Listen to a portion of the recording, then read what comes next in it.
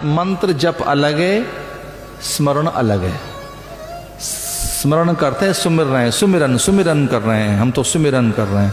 सुमिरन करते चलते फिरते खाते पीते सोते सुमिरन, पर जो बैठकर होगा विधि के साथ होगा उसका नाम मंत्र है।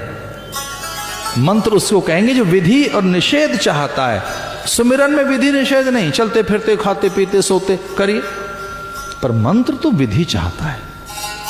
मंत्र एक विधान का नाम है कि पूरी विधि के साथ आप मंत्र जपें, नहीं तो आपकी तरंगे इधर उधर बिखर जाएंगी। वो तो रॉकेट है जो आपको लॉन्च करना है, अपने सूक्ष्म शरीर रूपी रॉकेट को आपको लॉन्च करना है मंत्र के थ्रू, और उसकी डायरेक्शन बदल गई तो कहीं और चला जाएगा, किसी और प्लेनेट पर उतर जाएगा। आप उसी जगह उसे उतारिए, लॉन्च कीजिए, यहां से उसकी पूरी तैयारी कीजिए मंत्र के द्वारा। वो जो एक रॉकेट रूपी ये जो आपका सूक्ष्म शरीर है, इसे लॉन्च कीजिए, इसे अपलिफ्ट कीजिए, और कहीं आपने मंत्र के ईंधन से इतनी ऊष्मा पैदा कर ली तो ये सीधा जाएगा और कहां पहुंचेगा, जहां इसे उतारना चाहते हो, और आपको खुद पता लग जाएगा। वो नासा की जो बड़ी प्रयोगशालाएं, वो कंप्यूटर के जो मॉनिटर हैं उन पर वो मॉनिटर कर रहे होते हैं, उनको पता लग रहा होता है किस दिशा में जा रहा है, कितनी स्पीड में जा रहा है, कहाँ अटक गया, कहाँ भटक गया, फिर वहीं से उसे फिर सीधा कर रहे हैं, उसे वहीं से सीधा कर रहे हैं। इतना सूक्ष्म विज्ञान है। ये विज्ञान एक बार समझ में आ गया, आप जीवन के घाटे से बच जाएंगे। मैं तत कठिन कुअंक भाल के, मैं तत कठिन कुअंक भाल के, जो कपाल और भाल पर जो आड़ी तिरछी रेखाएं हैं वो सीधी होने लगेंगे, सीधी होने लगेंगे। ध्रुव ने उसे पाया मंत्र से, प्रहलाद ने उसे पाया मंत्र से। और एक तो उल्टा जप रहा था, उल्टा करते करते सीधा हो गया। उल्टा नाम जपा जग जाना, वाल्मीकि भय ब्रह्म समाना। उल्टा जप रहा था वो, मरा मरा मरा मरा मरा मरा मरा, रेम रेम रेम। रे भाई ताऊ, रेम रेम नहीं है, राम राम बोल। रेम रेम रेम नहीं है भैया, अरे भाया ये શું છે? રેમ નથી, રામ છે। રામ બોલ। રેમ રેમ રેમ રેम, રેમ નથી, अरे भाया रेम नहीं है, फिर क्या है रे भाई? ये तो राम है। तो मंत्र का जो उच्चारण है शुड बी प्रॉपर, एक प्रॉपर, एक सही विधि है। पूछो तो सही भाई विधि उनसे, क्या है वो विधि? तो मरा मरा मरा मरा मरा मरा मरा मरा मरा, बाद में ठीक हो गया राम, वो फिर बाद में ठीक हो गया राम। उल्टा नाम जपा जग जाना, वाल्मीकि भय ब्रह्म समाना। वो ब्रह्म समान हो गए, फिर ब्रह्मविद ब्रह्मैव भवते, फिर वो ब्रह्माकार वृत्ति बन गई। ब्रह्माकार वृत्ति, आकार वृत्ति, आकार वृत्ति। ध्यान दो जरा, एक आकार बनता है हमारी वृत्ति में।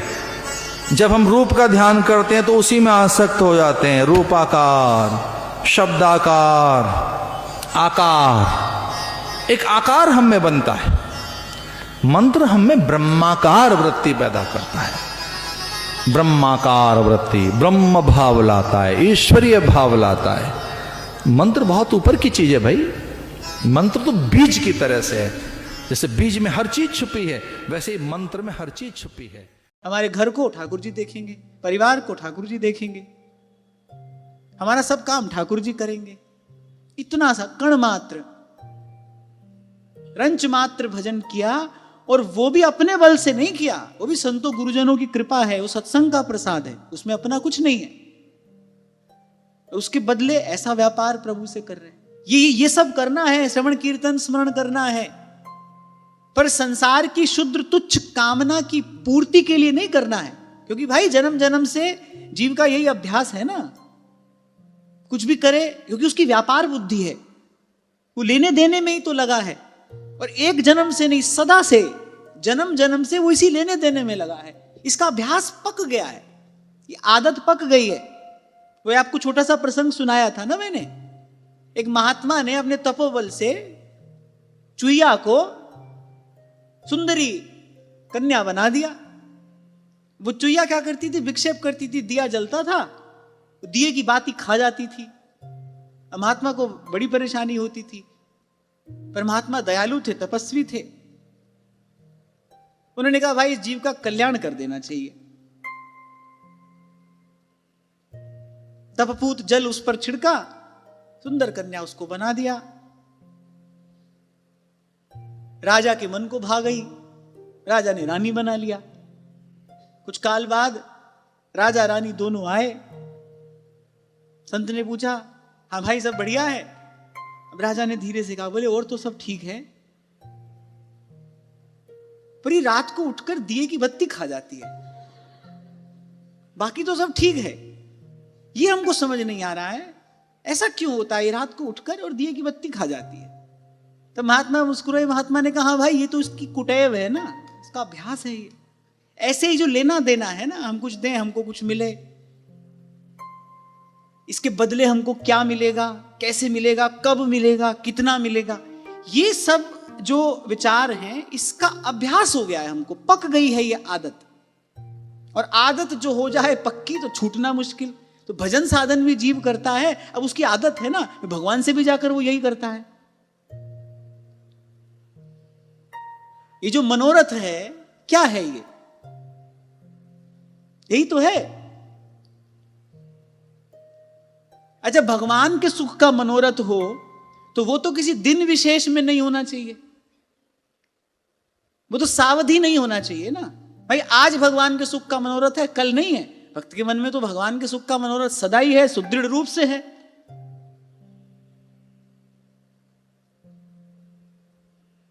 तो गुरुजनों के ज्ञान के अभाव में फिर जीव अपनी कुटेव वश, वो जो पुराना अभ्यास है ना, ये बुरी आदत है, इसके वश होकर गुरुजनों से भी यही करता है। ये किया, इसके बदले हमको क्या मिलेगा?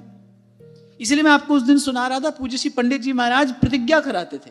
किसी को अगर भजन का मार्ग देते थे तो उससे पहले प्रतिज्ञा कराते थे, किसी भी स्थिति में आप इनसे कुछ चाहोगे नहीं, इनसे कुछ कहना ही नहीं।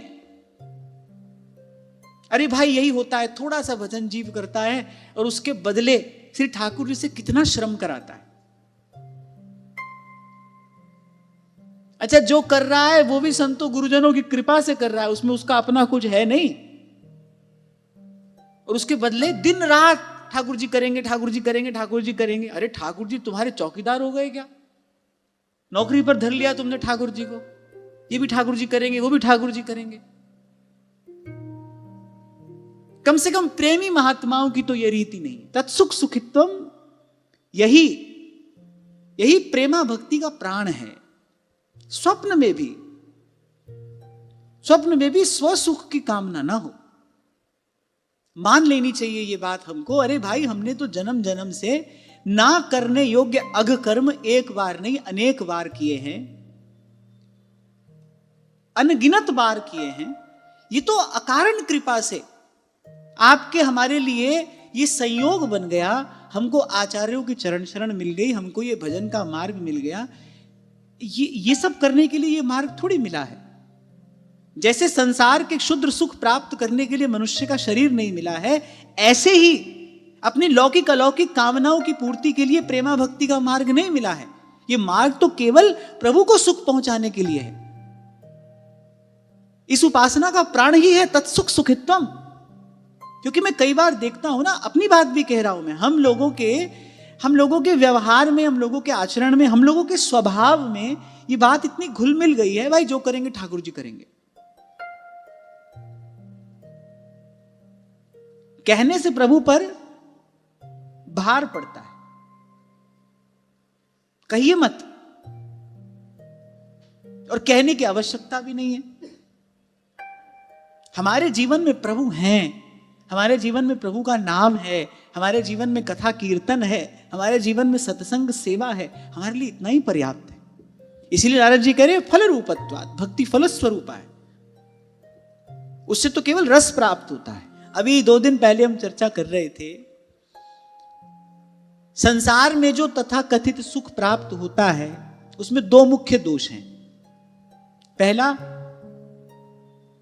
तो वो सदा रहेगा नहीं, और दूसरा वो प्राप्त होने पर भी दुख की पूर्ण रूपेण निवृत्ति नहीं होगी, दूसरा दुख जो है वो साथ में बना रहेगा।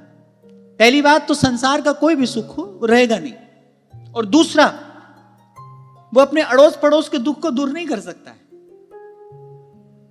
एक विषय का सुख मिल भी गया तो दूसरा कष्ट पीड़ा जो बनी है तन मन में जीवन में वो बनी रहेगी। ऐसे सुख के लिए क्या भगवान को छोड़ देना बुद्धिमानी है? एक बार सोचो। ऐसे सुख के लिए जो रहने वाला नहीं है और जो पीछे भारी दुख ही छोड़कर जाने वाला है, ऐसे सुख के लिए क्या प्रभु को छोड़ देना ये बुद्धिमानी है? नहीं है। आप कामना की पूर्ति कराओगे वो तो कर देंगे, और वो तो तैयार ही बैठे हैं, वो तो प्रतीक्षा करते हैं तुम मांगो और उनका पिंड छूटे। एक संकल्प तो उठे मन में, वो तो चाहते ही यही हैं।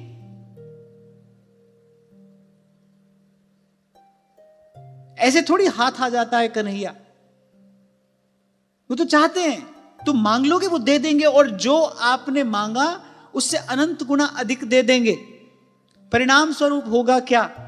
वो जो भक्ति भाव है वो शिथिल पड़ जाएगा, भावना का क्षय हो जाएगा, भोगना फिर वही संसार का सुख, भोग भाग के फिर यही ढाक के 3 पात। एक और बात पूछता हूं आपसे, आप सबकी शरीर की अवस्था अलग अलग है। आप कभी एकांत में ये प्रयोग करके देखना, आंख बंद करना, पिछले जीवन का आप चिंतन करना। पहली बात तो सुख से अधिक दुख की बात याद आएगी, और यदि सुख की बात याद आई तो भी आज उसके अभाव में फिर दुख है। इसीलिए कहा दुखिया सब संसार दुखालयम अशाश्वतम। अगर संसार में सुख दुख होता तो सुख दुख का घर कहते ना इसको, केवल दुख का घर क्यों कहा? दुखालयम अशाश्वतम।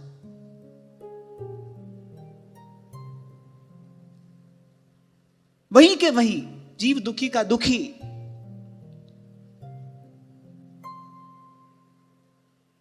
तभी गोस्वामी जी कह रहे जीव को तब तक सुख नहीं है, स्वप्न में भी विश्राम नहीं है, जब तक किसी समर्थ महापुरुष की कृपा से भगवत भाव में गतिमति स्थिर ना हो जाए।